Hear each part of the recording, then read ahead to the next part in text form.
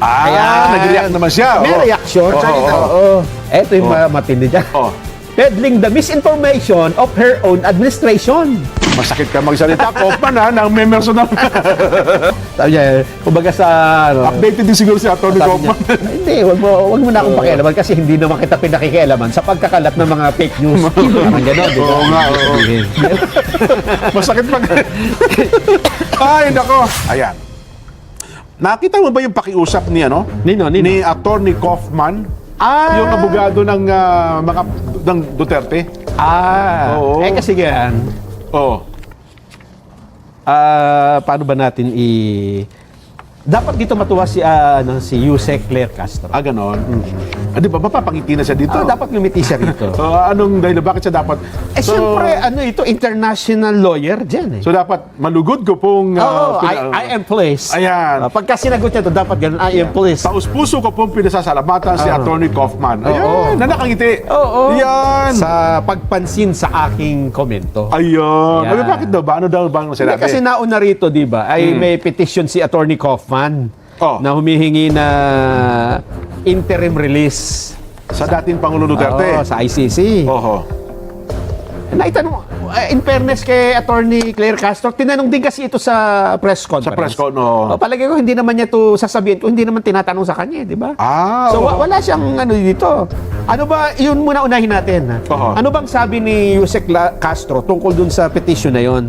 Hindi ko na wala kasi rito yung paano siya tinanong Hindi ko kasi maalala kung ano ang itinanong sa kanya. Pero ganito po yung kanyang sagot. Pakinggan po natin si Yusek Claire Castro.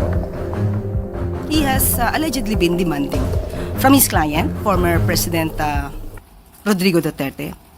He should do better than that. He should concentrate on his defenses. He should concentrate on the allegations and admissions of the former president of his killings, and that he ordered the killings of some people in relation to war on drugs. Ayun. Ay, ang ganda ng Pilipiniana ng Yusek. Nakita mo ba? Oo. Ang ganda. Ako natutuwa ko sa... Ganda yun, Pati yung burda. Galing. Hindi ko matandaan kung ano kung bakit niya nabanggit ito, Kasi pilit kong inaalala kasi medyo matagal. Ilang araw na kasi lumipas, mga ilang 2 weeks na yata na nag-file si Atty. Kaufman ng interim release. Natanong kay Yusek Claire. Kaya... Hindi ko alam kung ano yung nabanggit ni Kaufman na ito yung nire-reactionan niya So pinapayuhan niya si Atty. Kaufman? Sabi niya, mag-concentrate ka na lang sa depensa ng kliyente mo. Dahil yung kliyente mo ay umamin na pinagpapatay yung mga tao kaugnay ng war on drugs, di ba? Kasi yung kanyang kasama dun sa na I will not commit any more crimes. Ayun na nga, kaya lang kasama yun sa kondisyon sa paghingi mo ng interim release, di ba? Kayo nabasa naman, akala inamin. Di parang reaction niya ata ito doon sa inihaing interim release, petition for interim release. Yun nga. Di ba? Na tapos yung ang gusto ata ay mayroong third country na kukup sa dating Pangulo. Yun nga, Ayun. Pero meron pang sinabi si Atty. Kaufman ganon. na ito yung pinagmumulan nito. Hindi ko lang maalala. Yung pinagmumulan ng pahayag, reaction ni Yusek Claire. Kasi bakit mo, he has been allegedly been demanding from his client. Tapos meron siya, he should concentrate on his defense. Yan. Anong ginawa naman ni Atty. Kaufman? Nag-react naman siya. May reaction. Ayan. Lang wala yata boses ito, Jen. Ngayon. Ito'y babasahin natin. Sige. Ayan. I'd kindly thank Claire Castro not to interfere with the job that I'm doing. Ayun. Liwat mo nga sa... Ako'y nagpapasalamat kay Atty. Claire Castro na hindi makialam sa aking sa aking trabaho kung ano ang aking ginagawa. Just as much as I wouldn't interfere with the job that she's doing. Ayun, hangga't maaari, hindi ko na naman pinakikaraman ang kanyang, kung ano man ang kanyang trabaho at kung ano ang kanyang ginagawa. Eto yung matindi dyan. Ano ba yung trabaho na yun? Peddling the misinformation of her own administration. Masakit ka magsalita, Kaufman, nang memerso na. Huwag kang Anong peddling the misinformation? Oho. Sabi niya, kumbaga sa...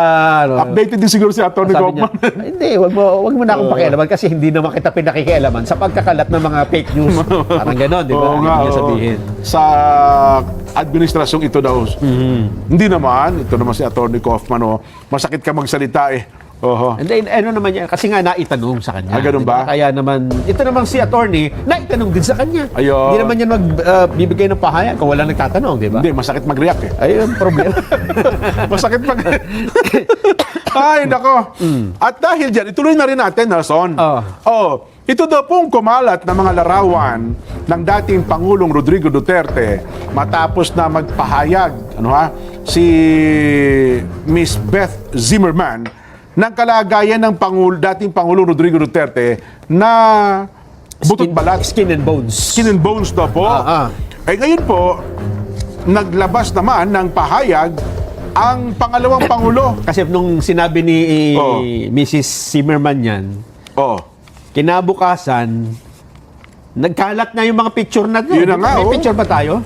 Picture ni Pangulong Duterte, ayan na parang nasa ospital at payat na payat. Anong sabi ni BP Inday Sara? Ang sabi po ni BP Inday Sara, amisat daw.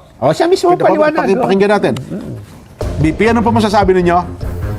Matatanong mo, dahil kaninang umaga ma'am, meron pong nagpadala sa akin ng photo na mukhang nasa hospital bed si dating Pangulong Rodrigo Duterte at meron siyang hospital tag, 2 band sa kamay niya.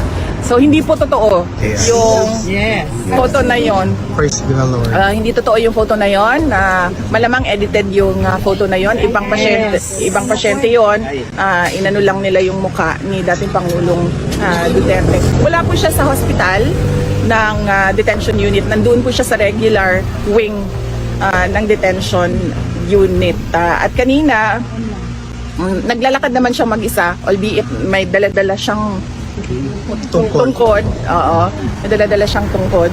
So clearly, wala siyang sakit na, kumbaga, kailangan niya maging bedridden. Ayun, May mga Pilipino kasi mga malikhain, At ipinakalat po yung larawan na yon. Kaawa. Kung yun matakin mo naman, sino ba naman hindi maaawa? Di ba? Kahit pa siguro galit ka sa dating Pangulo, pag yun nakita mo, maaawa ka, maglulubog ang kalooban mo. Di ba? Pero hindi daw po totoo yung larawan na yon. At saka kahit ngayon, wala namang lumalabas na larawan ng dating presidente. Dahil bawal nga di ba? Dapat yun ang maintindihan natin. Bawal po yung mag-picture-picture sa loob. Kahit sila BP, wala namang nilalabas, di ba? Kaya nga ako, suggestion ko, sana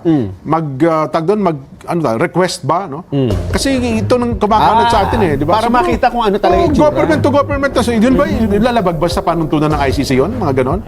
Pwede naman siguro. Karapatan Diba? naman, hindi pa naman napapatunayang bilang isang, kasi nga, international, di ba, criminal court Di siyempre, ang standard niya, international din siguro. For the sake of transparency. Yan, kasi sabi, request na nila, Malacanang, o kung sino man, O magkakaroon po kasi ng agam-agam, pagkatalo sa isipan ng mga Pilipino. Dahil dyan, pari ba kayo makapag-request sa inyo na magpalabas lamang kayo ng tunay na larawan ng Pangulong Duterte sa panahong ito?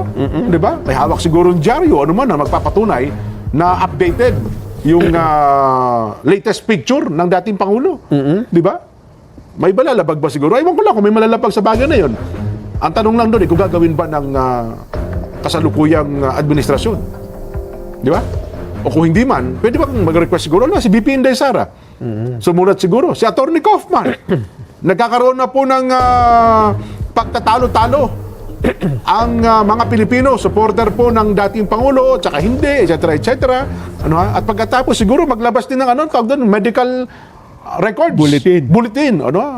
Di ba sa atin gano'n, pag may mga high profile na inmates at dinala sa ospital, yun lang si attorney, si dating Congressman Arnie Teves lang Yung siya na-operahan sa appendix, naglabas pa tayo ng tunay na kalagayan niya. Di ba? Ito ba hindi pa pwedeng gawin ito? Ibahin mo ang ICC, Jen. Ganon? Kasi ang ICC, sa mahabang panahon, ngayon lang sila meron ulit kliyente. Ganon? Ngayon na lang ulit sila wala na kasi. Nagkaroon ba ng relevance itong mga ito sa panahon ngayon? Nagkaroon ng, di ba?